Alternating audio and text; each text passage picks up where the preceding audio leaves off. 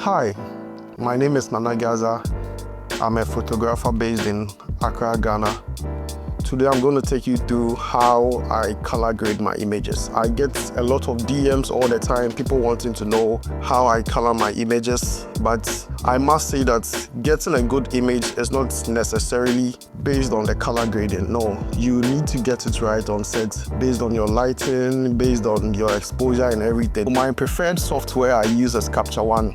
It has some great tools that help me to bring out the vision I have for each image. And I don't use presets. I color grade every image from scratch. Mostly as I'm shooting, I tend to have an idea of like the direction I want to take the image. I mostly light my subject based on that. Sometimes I do some color grading in Photoshop as well, but I predominantly start in Capture One. Let me take you through the process. So let's jump right into it.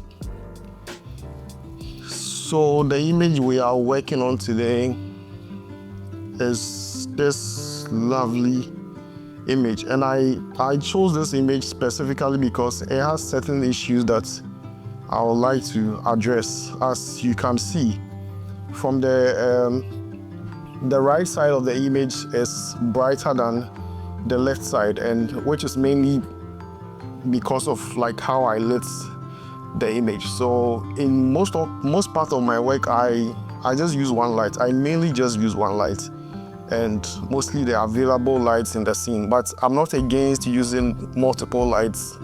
I think you can really get creative with like multiple lighting, but I mainly just use one light. So this was the main light was just you can even see it in this corner. There's just an octabox on camera right. Because of how I shot it, the image looks a bit contrasty. This side is a bit darker than the right side. So we are going to fix that first. So mostly I start from the shapes and the light fall off. So one thing I've noticed is that I tend to have a bit of vignetting around the edges of my shots, almost all my images. I don't know if it's like the lens. I think it's probably the lens, because I get it all the time, but I don't always fix it in every image, because let me show you what happens when I try to fix it. So when I push the slider, it increases the exposure of the image, which may be good in certain situations, but in this situation, I like how dark the edges look because it gives a natural vignetting from the top that makes the blue pop out a bit more from the curtain, and I really like that. So I don't want to fix this. However, I'm going to use, so I don't always do all my processes on the same layer. I try to build multiple layers and apply different effects so that if I need to tone some of them down, if I need to later get rid of some of them, it becomes easy. So that's mostly how I work. So I mostly start with creating a layer, and I use this tool, the Gradients Max tool. I use it a lot,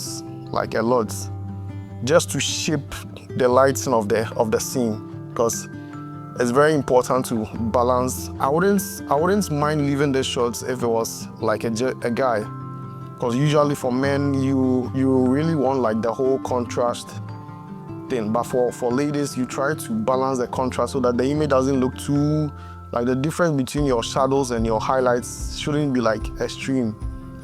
So I mostly use this to raise the level a little from the right. So I just draw, and you can press M to see like the shape you've drawn. So just to raise the level a little bit. Yeah, so maybe something like this is fine by me. As you can see, the right side of the image is a bit blown out, so we can't really see the details in the dress. So again, I'll create another layer and I'll draw another mask. Once again, you can press M to see what you've drawn. So usually I'll bring down the exposure a bit, and what really does the trick for me is the highlight slider. I push the highlight slider down. It does two things. One, it obviously reduces the highlights in the image, but then it brings out the details in the curtain as well. So as you can see, the blue is beginning to pop, which I really like. So basically that's it. And I hardly touch the saturation slider because I prefer having control over my saturation. So instead of just bumping this and like making everything saturated, I prefer, again, but it's good to name the layers, I might say. Sometimes I forget which one is which, but mostly when you're working on like multiple images at the same time, you don't really get the time to name all of them, but it's a good practice if you name all your layers. So the next layer, I'm going to work on the colors, and with that, I come to the color editor. So primarily, red, orange, yellow will affect your skin tone. So I don't really touch those much. I generally prefer the skin tone that comes naturally from the camera. So we can see some cyan in the curtain, so let's bump the cyan a bit, not too much. Then we can increase the blue as well a little bit. And I prefer to push my blues a little towards the cyan side. I feel it looks a bit more pleasing. Yeah, so I do that. And my reds, I tend to reduce my reds just a little bit, not too much, just a little bit. Then I also reduce the lightness in the reds just a little bit. Sometimes when you reduce the lightness, it makes the color actually looks like it's more saturated. So it's just a trick that I use. As you can see, just by reducing the lightness, the bag like pops a little bit. Again, I prefer pushing my reds a little towards the orange side, so just a little bit, nothing too crazy. Okay, so as you can see, with this is the before. Also, you can press Y to see the before and after. So this is what we started with, and this is where we've gotten to. So just by doing the before and after, I can tell that the left side where I brought up the level is a bit brighter. So I want to tone it down a bit just to get the natural feel of how I shot the image. So that was the first layer. Just reduce it a tiny bit. And sometimes you can combine both exposure and shadow just to increase the level a bit, which I think will be needed in this shot. Yeah, so just something like that is fine. I want to, once again, I want to increase I want to bring out the details a bit in the skit, because I can still see some details, but it's a bit too dark for my liking. So again, gradients 2. So we press M to see where we are selecting, bring it up just a little. And the more you push this slider, the more you can feather the gradients, which I would really recommend. If you are doing any drastic change, you need to add a lot of feathering so that it doesn't look fake. Okay, so with this, I'll just use the shadows to just increase the shadows a bit to bring out a little detail on the skit. Then the final touch, I hardly do this, but I think it would work for this image. I sometimes use the radial to draw a vignette around my subject. So just do a rough selection and bring it towards, but when it's like this, you can't really see where you are selecting. So it's always good to toggle the M just to see where you are selecting. And yeah, sorry guys, sorry guys. So when you I really like the small circle because I noticed that does the feathering better than the others. So I mostly bring it up a little just to bring out the shape. So the general idea is to just darken the edges so that the attention will be on the model. So when I'm okay with the shape, I use the exposure too. And you can easily overdo this, guys. You can easily overdo this. So I would recommend that you just use it just a little. Just a little is enough. As you can see, it's doing it. So it's bringing out the shape, like it's bringing the focus to the model, and I really like that. Now to the fun part, the color grading. And sometimes I even just leave the image here. Sometimes I don't even touch anything. Most often this is good enough for me. So for me, I can take the image to Photoshop. So in subsequent videos, I'll show you how I work on the images further in Photoshop. So, and all these adjustments, all these changes are just in Capture One. So you can just imagine like the things we can do in just the raw state before we even work on the skin. So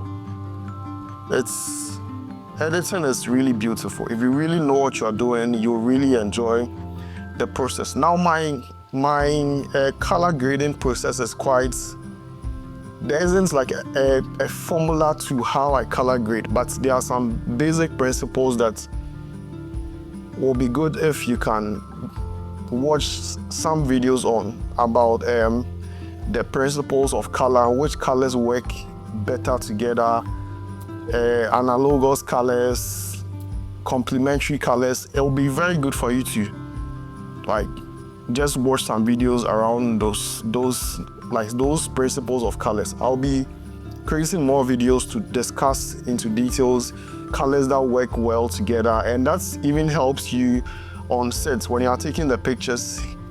You will know the kind of angles to take those shots. So with this particular shot, when I got on the set and I saw the red dress, I just looked at a color that will complement red, and I mean it's all over the place. We all know teal and orange works very well together. So I just knew I could get some teal in the curtains, and that would complement the red bag as well as the orange skin tone so well. So that's why I picked the spot. So having that knowledge helps you a lot. So my color grading, I mostly use the color balance, and it is just me pushing certain colors in certain areas. It's mainly experimental, based on experience, based on your eyes, based on what looks good. So for this image, mostly I start by going extreme, then I back it down. So just spin the wheel around. So I think I'm liking this shade of this shade in the shadows. I'm liking the shade in the shadows. I don't need to bring the slider all the way here, because from the onset I know it is better to pull some cools in your shadows and then some warm tones in your highlights. Generally, that's the principle. But as any rule, you are free to break the rule at any point if it helps you create the kind of look you're going for. But for this particular shot, I think I'm okay with this. So once again, I will back it down. Like I said, I don't go all the way. And let's just quickly see the before and after. As you can see, it's doing a whole lot to our image. So I'll bring it down further. Then I hardly touch the highlight because I notice it's too strong for my taste. Mostly I prefer fixing the highlights in Photoshop, but let's just see what we can get in this shot. Okay, so maybe we can play around with this color, but this is way too extreme for my liking. So bring it all the way down, all the way down, all the way down to something like this. Okay. Now, based on my creative eye, I'm seeing a bit of magenta in the shots. but I would want to tackle that a bit. So for that, I'm going to use the master wheel, and once again, just spin, spin, spin, spin, and land on something that looks good. So once again, you see, I'm drawing towards the cool tones because there are a lot of warm tones naturally in the shot. So I'm just trying to balance that out with some cool tones. So I'll push that down as well. And I think we are good for it now. Yeah, I like it. I like it. So let's see the overall before and after. Before and after. And as you can see, when you look at the skin tone, the general exposure in the shot doesn't change much. See, so it means we got it right on set. We got it as how we want it. So this is how I'll basically start with my editing, and from here I'll take it to Photoshop. So like I said, in subsequent videos I will show you how I work in Photoshop as well, how I fix the skin and in some cases add more color to the image. So thank you guys for watching. I'll be creating more videos like this, and I hope you guys stick around. Smash the like button and do well to follow me, because we'll be posting a lot of educative content. I always tell people, you may not get the money to buy courses or attend workshops, even though I recommend if you can afford that, because you get to have one-on-one discussion with the person and learn more. But you can always leave a question in the comment section, and I'll do my best to answer each and every one of you. If there are some videos you would want me to do as well, feel free to leave that in the comment section. I'll see you guys again in the next one. Bye.